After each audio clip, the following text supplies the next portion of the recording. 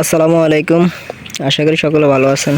তো আপনারা অবগত আছেন যে কুমিল্লা, ফেনী, নোয়াখালী, লক্ষ্মীপুর বন্যায় প্লাবিত। তো আমি বিশেষ করে আমার নোয়াখালী অঞ্চলের কথাই বলতেছি। আমি নোয়াখালীর অন্তর্গত চাটখিল উপজেলার একজন সন্তান।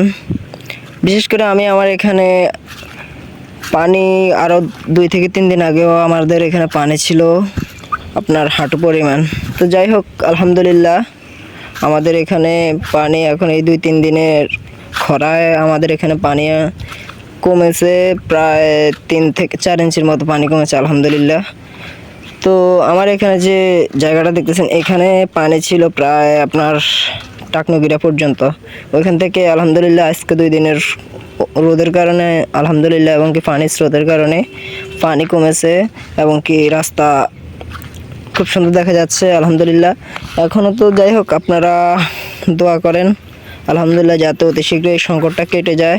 শুধু আমার নোয়াখালী না, যত জেলা যত অঞ্চল বন্যায় প্লাবিত হয়েছে, দোয়া করেন যাতে অতি শীঘ্রই এই সংকটটা কেটে যায় আলহামদুলিল্লাহ।